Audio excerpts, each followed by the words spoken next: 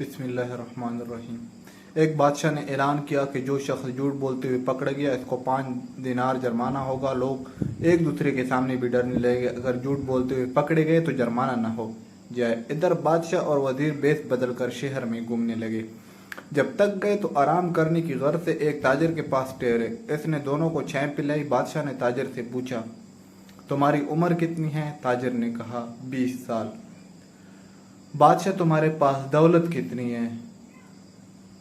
تاجر 70,000 دینار۔ بادشاہ تمہارے بچے ہیں؟ تاجر جی ایک ہے۔ واپس آ کر بادشاہ نے سرکاری دفتر میں تاجر کے کوائف اور جائیداد کی پڑتال کی تو وہ اس کے بیان مختلف تھی۔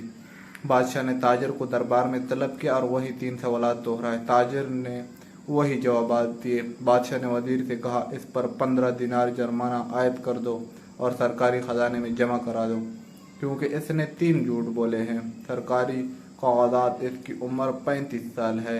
اس کے پاس 70 میں 1000 دینار سے زیادہ رقم ہے اور اس کے 5 لڑکے ہیں۔ تاجر نے کہا، زندگی کی 20 سال ہی نیکی اور ایمانداری سے گزرے ہیں، اسی کو میں اپنی عمر سمجھتا ہوں، اور زندگی میں 70,000 دینار میں نے ایک مسجد کی تعمیر میں خرچ کی ہے، اسی کو میں اپنی دولت سمجھتا ہوں، اور 4 بچے نالائق اور بد اخلاقی ہے، ایک بچہ اچھا ہے، اس کو میں اپنا بچہ سمجھتا ہوں۔